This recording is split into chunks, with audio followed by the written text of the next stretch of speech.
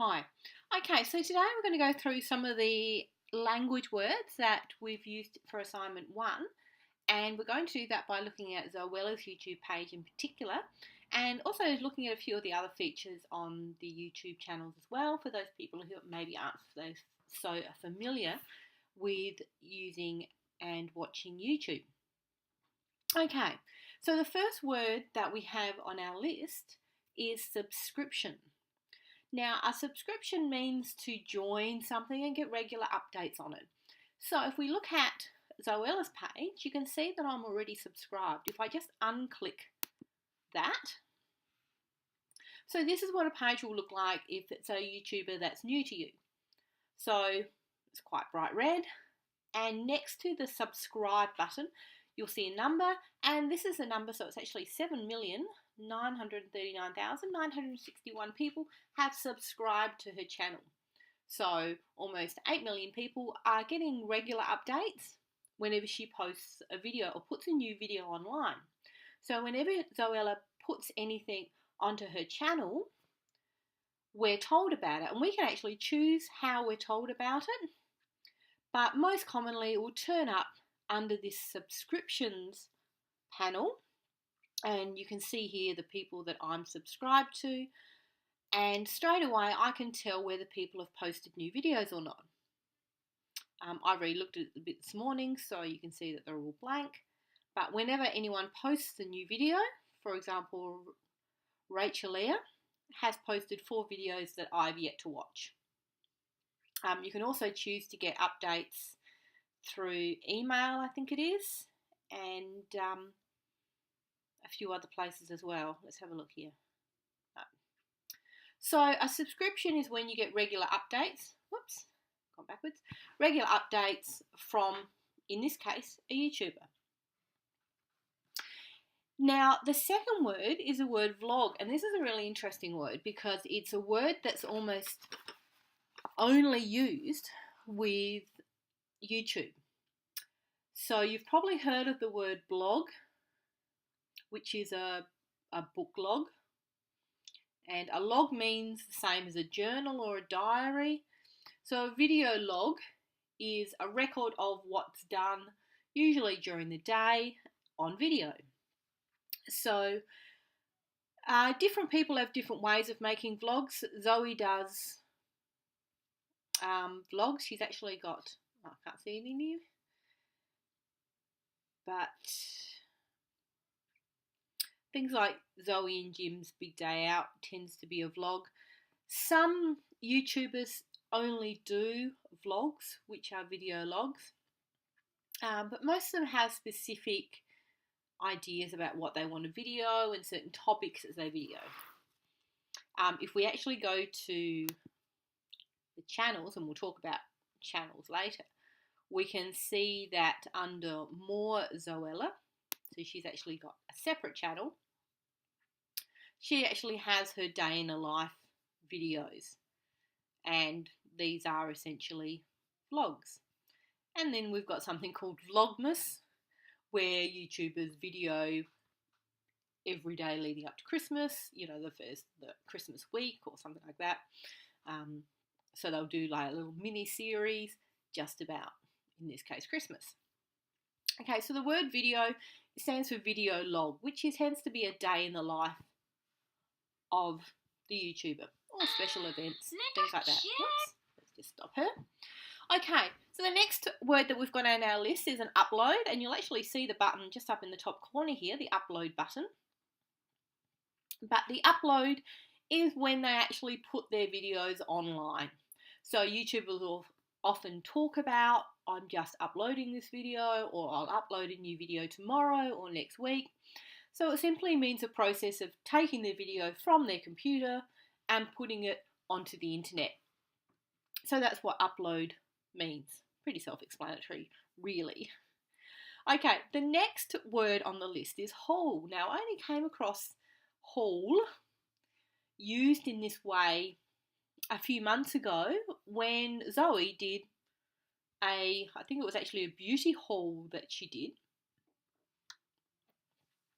But a haul is when YouTubers go out, get a heap of stuff and talk about it in a video. So it might be a beauty haul, or it might be a fashion haul, or it might be a gaming haul, where they'll talk through and sort of give little mini reviews on items they've bought and talk about why they've bought them and where they bought them from. So it can range from, like I said, beauty and fashion, to Zoe does stuff like homewares and candles that she's bought that she's liked. So a haul is a heap of stuff, really. So when they talk about a haul on YouTube, they're talking about looking through a big range of things. Okay, a post, which is the next word, is similar to an upload. So they will post videos, so they will put videos up online, so upload videos. So a post is very similar to an upload, and they're interchangeable. Upload tends to talk about the actual process of uploading the video, and once they've done it, they'll talk about, I've got a new post. Okay, now as I mentioned before, the next word on the list is channel. Now we'll just pause for a second and look through these different tab headings that we've got. So the home page is often a selection of different types of videos. For example, she's actually got the hauls selection here. Beauty, hair, collaboration videos. So it's a bit of a range of everything. Then we've got our videos tab, and that shows us all the videos, and we can put them by date or by most popular, just out of interest. Oh, okay. So her most popular video with 11 million views is Miranda Sings. So we've got videos which are basically all her videos. This Draw My Life one, if you're not familiar with it, the YouTubers actually draw pictures of their life and how they got to where they are now, and they're really interesting, particularly if you're interested in a particular YouTuber. I didn't know much about Zoella until I watched her Draw My Life, and sort of really interested me in the sort of things that she'd been through. So if you ever come across those, really interesting to watch, because they tend to be really quite honest as well. So anyway, so we've got videos, the next one, and so the videos are just all their videos booked in together. And then you have playlist. Now a playlist is where they put all the videos of similar types. So we've got all the collaboration videos, all the hauls, all the beauty videos. So you can, if you've got a weekend spare, sit down and click play all and watch all of Zoe's 52 beauty videos. So it's just an easier way of watching what you want to watch. Then we have our channels. Now, this is a word that we're actually talking about. So a channel is often YouTubers will have different channels to do different things. So Zoe will have her More Zoella channel. And if we just have a quick look at that, her More Zoella channel has, actually let's look at the playlist, that might give us an idea. We have some day in the life, we have her with her friends, we have bloopers and extras. So things that maybe don't quite fit on the main channel or don't quite belong there. So they create other channels. So just like on TV, you've got different channels that show different types of things. On video, on YouTube, you've got different channels that show slightly different things. So let's just have a quick look at Thatcher Joe. Thatcher Joe is actually Zoella's brother. If we have a look at his channels, yep, so he's got other people that he's friends with. No, who is it? Dan is on Fire, I know, has got... Okay, so Dan is on Not on Fire, has got a separate gaming channel. And I can't think of anyone else who's got a separate channel. So often artists will have separate channels where they'll do slightly different things. So let's just get back to Zoella.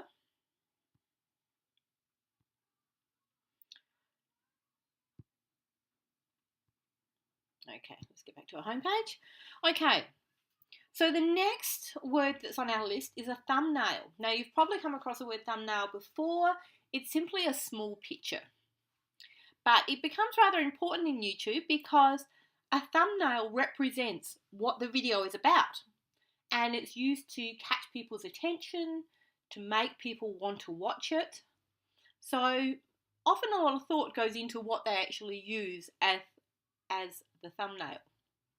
But a thumbnail, in essence, is a small picture that represents what the larger video is about. Okay, the next word on the list is a banner. Now, banners are very much like your Facebook cover photos. So they're this space here.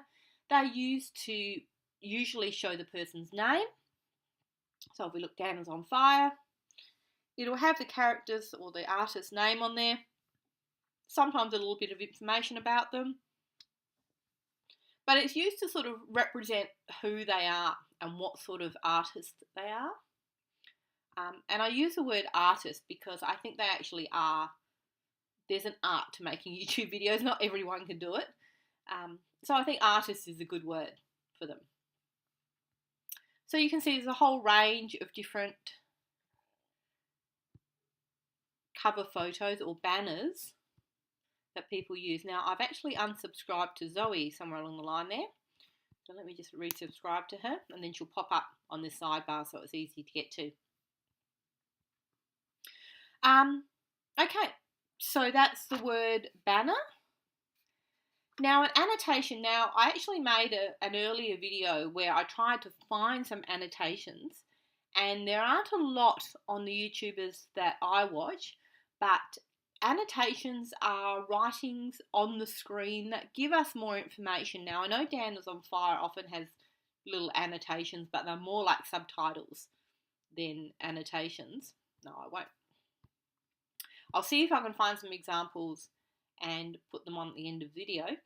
But annotations are words or writing on the screen that give you more information. Often it's a click to link to another video. Sometimes it's actually the name of products or places that you can click on to find more information about.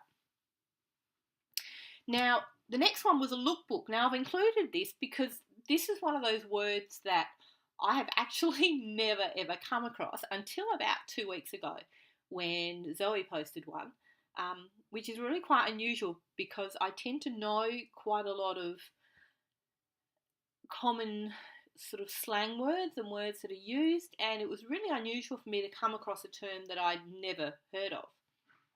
So that's why I've included it. And probably one of the reasons I've never heard of it is because I'm not really into fashion that much. And lookbooks is very much a fashion thing. So I'll just go to her playlist because I know she's got, oh no, hang on, let me go to her videos. She did a lookbook. Here we are. So this lookbook one here. So a lookbook is basically when a YouTuber gets, I assume, paid or at least sponsored by a company to show you their fashion. I haven't seen a lookbook with makeup or anything else, but like I said, I'm really new to it. But the lookbooks I've seen are like little mini fashion shoots where the artists wear the clothing, take a few little videos, and then post that. I was actually on JJ's online shop yesterday, and I noticed they've got a lookbook on there as well. So rather than just looking at pictures of the clothes, you can actually see them on people, see what they've combined them with, watch the clothes move, which is often important. So there are quite a few YouTubers who do lookbooks. I actually find it quite interesting because I assume that most YouTubers, particularly the ones that I watch, aren't paid to talk about the products, whereas in lookbooks they are paid, and I think it's really important to sort of realise that a lot of these YouTubers are actually paid or sponsored by different companies to talk about different products, and that's fine, but I think it's really important that you're aware of which products they're being sponsored to talk about and which ones they're not, because often their reviews will be slightly different. So just something to think about, particularly when you're watching them for reviews, just to keep an eye out. Most YouTubers will say whether they're sponsored by a certain company or not, but often they don't. So you've got to have a bit of a think about whether you believe what they say or whether that's important to you. Okay, so a lookbook is like a little mini fashion show. Now the next one is tutorial. Now you're probably all really familiar with this word, and it's probably one of the earliest ways that you've used YouTube. And it actually got me thinking that I think probably the first time I really got into tutorials was when my son wanted to add some mods to his Minecraft on a Mac. Now Macs are slightly different from PCs and they're slightly harder to add mods. So I went online and went onto YouTube and found lots and lots of tutorials. And I actually found it quite amazing that the best tutorial I found about how to add a mod to Minecraft sounded like it was done by a 10-year-old. And I was following their instructions. And I just thought that was amazing that I can get information that's relevant and useful to me from someone that's younger than me, that knows more than me.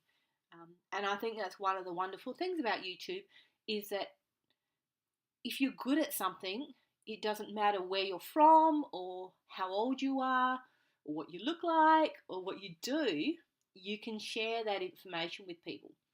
So watching how someone does something is a lot easier than trying to read it. So I use tutorials a lot. Whenever I'm trying something new or trying to do something, particularly with computers, I use it a lot. If I'm trying to work out how to do something on a computer, I've used it to fix bikes, I've used it for cooking, I've used makeup tutorials all the time.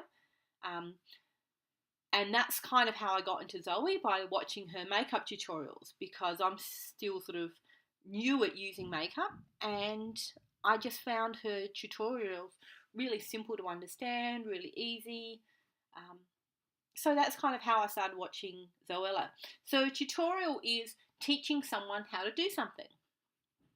And that's probably one of the best ways that YouTube is used. Now the last word is a little tricky. And the best way to describe it, so the last word is parody. Now, parody is when you sort of make fun of something, but do it by changing the story or changing elements of the story.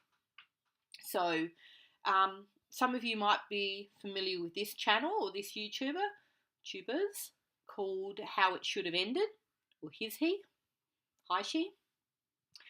And they take movies, animate parts of the movie, and change the movie to perhaps more realistic endings, which are obviously quite funny. So a parody is sort of making fun. Have a look at the dictionary definition. It might make a little bit more sense to you. But it's when you make fun of something by changing the story slightly and turn it into something a little bit different, a little bit more unusual and funnier. Okay, so I think that's just about the end of all the words. So that are all the words that are included in that Task 1 language section. So don't forget, you just need to grab a dictionary and find out what the word means according to a dictionary. Then you have to write down what it means according to YouTube, and I've sort of explained them all there, and then give me some examples. Okay, if you're stuck with the examples, ask around. There might be someone else who can help you with that. Okay, that's it. See you later.